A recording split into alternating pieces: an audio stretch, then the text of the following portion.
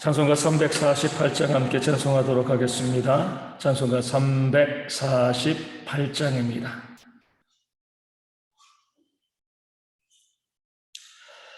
찬송가 348장 함께 찬송합니다.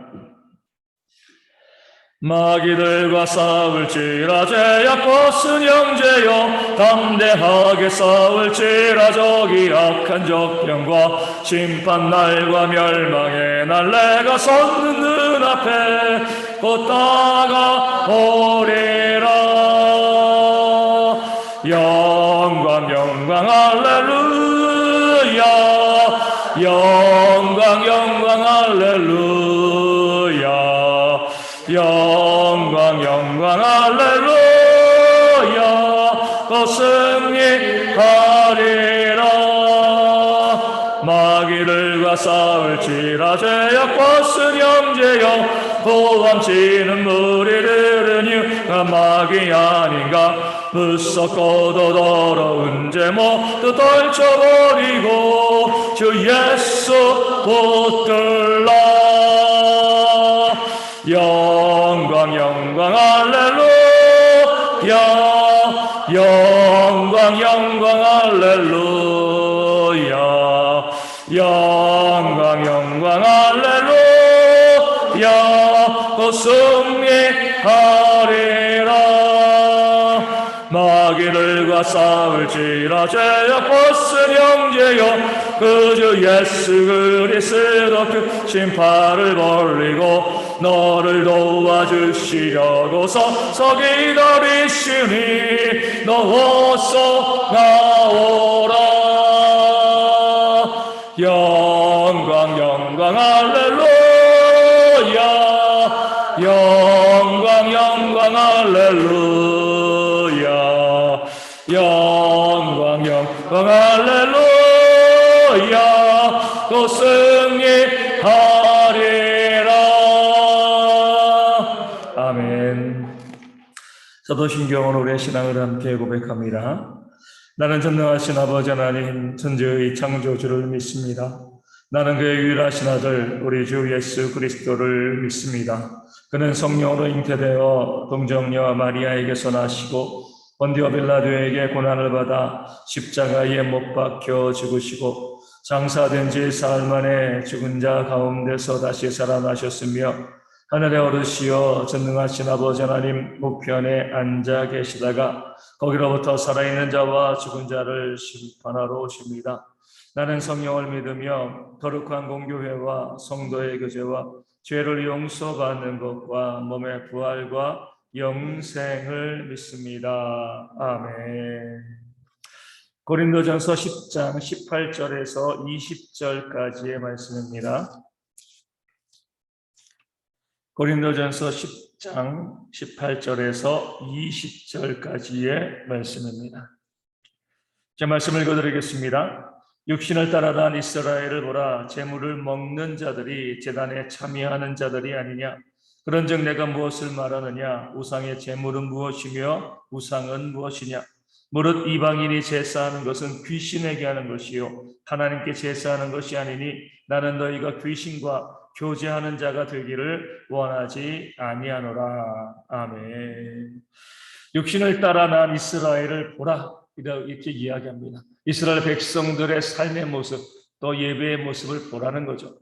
재물을 먹는 자들이 제단에 참여하는 것이 아니야. 다시 한번 이야기해요. 이스라엘 백성들이 이 제물을 먹을 때, 특별히 화목제의 제물은 한 개 먹었잖아요. 그 화목제의 제물을 먹게 되었을 때에 그들은 단순히 그것을 먹는 것, 그것이 음식이다, 이것이 아니라 이것이 바로 화목제의 제물이고, 이 제물을 먹음을 통해서 뭐 하는 거죠? 그 제단에 참여하는 것, 제사에 참여하는 것, 하나님을 섬기는 것, 그렇게 그들은 알고서 화목제의 제물을 거룩하게 먹었습니다. 단순히 먹을 거야, 이것이 아니라 이것을 먹음을 통해서 우리가 하나님을 섬기는 자가 되어지고 우리 하나님 앞에 우리가 온전히 예배하고 있다. 이 사실이 그 제물을 먹는 그 과정 가운데 의미로 담겨져 있는 것이죠. 이 사실을 말하면서도 바울은 19절에 내가 무엇을 말했느냐, 그런즉 내가 무엇을 말하느냐 물어봅니다. 화목제 제물을 이야기했습니다. 또 성찬을 이야기했어요. 왜 성찬과 화목제, 이 제사를 내가 예로 들었겠는가 물어보는 거죠. 그러면서 또 물어보죠. 우상의 제물은 무엇이고 우상은 무엇이냐? 내가 지금 말하고 있는 것들, 성찬과 화목 제물이 또 우상과 우상의 제물과 그대로 연결되어지는 것이 아니냐. 성찬의 떡과 포도주를 먹고 마시는 것이 우리 그리스도를 섬기는 것, 이것에 연결되어지는 것처럼 화목제에 그 제물을 함께 나누어 먹는 것이 여호와 하나님을 섬기는 것에 연결되어지는 것처럼, 마찬가지로 우상의 제물을 먹는 것은 우상을 숭배하는 것과 연결되어진다. 내가 그것 때문에 지금 이렇게 성찬을 이야기하고 이스라엘 백성의 화목제를 너희 가운데 이야기하고 있는 것이다. 그것을 깨달아 아는 지혜가 있기를 바란다는 겁니다. 이때 이 우상의 신전에서 제물을 먹는 자들이 또 이렇게 반론을 이야기하게 되어지는 거죠. 아니, 얼마 전에 이제 8장이죠. 구체적으로 얼마 전에 우상은 없다고 이야기하지 않았냐는 거예요.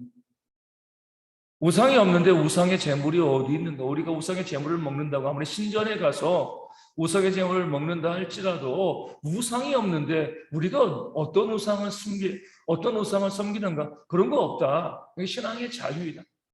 그 당시 유명했던 뭐 제우스 신전, 또 뭐 헤르메스 신전이라든가 그런 많은 신전에 가서 우리가 그 제사에 참여하지만 제우스가 어딨냐? 존재하지 않는 거다.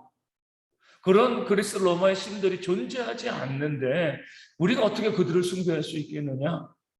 그 안에 가서 우리가 제물을 먹는 게 무슨 우상 숭배냐? 말도 안 되는 소리다. 우리 신앙의 자유를 제한하지 말라. 당신도 그것을 인정하지 아니하였느냐? 이렇게 사도 바울에게 반론하는 사람들이 생기는 거죠. 그러기에 사도 바울이 20절 말씀을 우리 가운데 주신 거죠. 무릇 이방인에게 제사하는 것은 누구에게요? 귀신에게 하는 것이다. 우상에게 하는 것이 아니라 그들이 만들어 놓은 존재하지도 않는 그런 우상에게 그들이 제사하는 것이 아니다. 그들은 그렇게 생각하지만 실제로 그 배후에서 그들로 하여금 우상을 숭배한, 헛된 우상을 숭배하게 하는 그런 핵심적인 주체는 누구예요? 귀신이라는 것이죠. 그러니까 귀신이 그 안에 있으면서 너의 심령을 무너뜨리고 너희를 잘못된 길로 걸어가기 위해서 그 안에서 작용하고 있다는 사실을 왜 알지 못하느냐? 너희가 이야기한 것처럼 제우스도 없고 우상도 없다. 존재하지 않는다. 하지만 우리가 알아야 될 것은 그 우상의 신전에서 그 사람들로, 이방인들로 하여금 제사드리게 하고 온갖 음란한 행위를 하게 하는, 그 범죄하게 만드는 그 배후에는 하나님께서 멸하시기로 작정한 악한 귀신이 그 안에 있는 것이 아니냐? 왜 그것을 깨달아 알지 못하느냐? 바울의 이야기는 이거예요. 우상을 숭배하는 것 때문에 그들을 책망하는 게 아니죠. 우상은 없으니까요. 무엇을 숭배하는 거죠? 귀신을 숭배하고 있다는 거예요.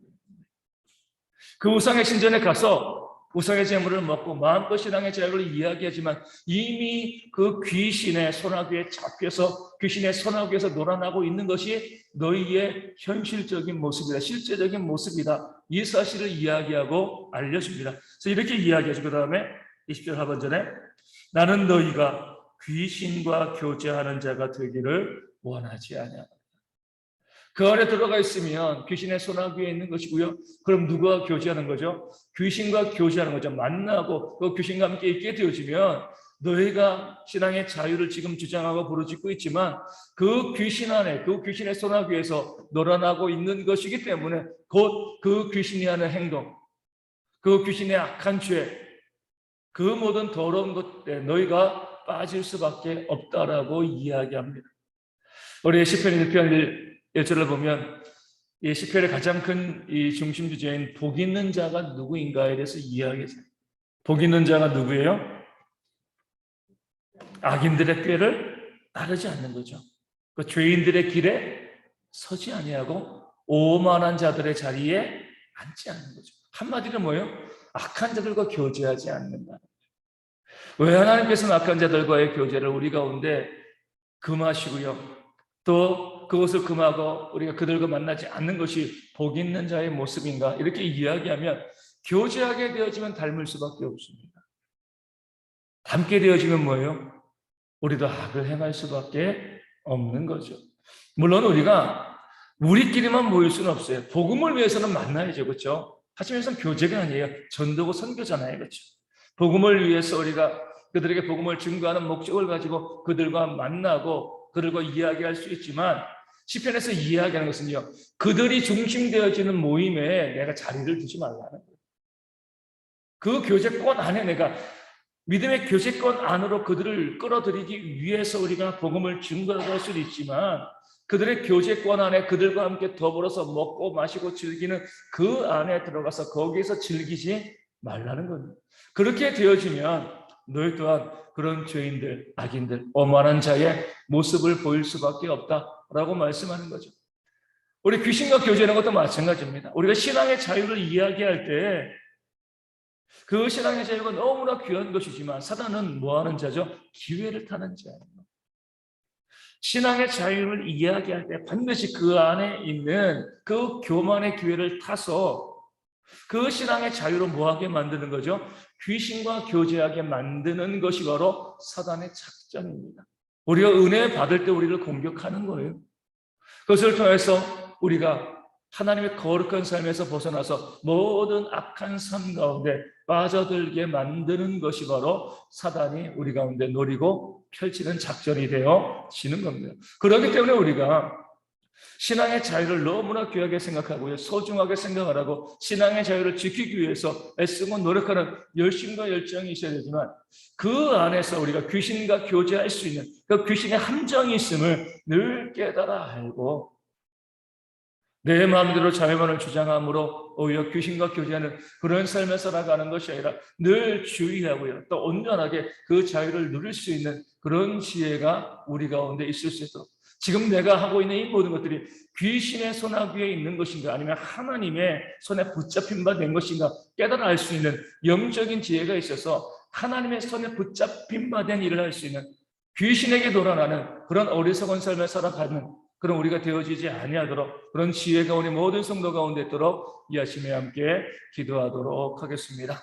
우리 서문지 양수 집사님과 조선옥 전도사님과 주임에게 박미선 사모님 위해서 온전히 회복되어질 수 있도록 후유증 전의 재발 발생하지 않고 교회와 가정을 능력으로 섬기는 일꾼을 낼 수 있도록 위하여 기도하여 주시고요. 우리 노유신 권사님 위해서 기도하여 주시고, 우리 박순자 집사님은 어제 오후에 일반 병실로 옮기셨다고 합니다. 우리 기도해 주셔서 감사하다고 우리 이제 연락이 왔는데, 우리 모든 성도들이 그 외에 우리 가운데 육신적으로 삶의 문제로 힘들어하고 아파하는 많은 성도들이 있는데, 그들의 이름을 불러가며 하나님의 회복의 역사가 우리 가운데 충만할 수 있도록 이 아침에 함께 또한 기도하도록 하겠습니다. 기도문 하시겠습니다.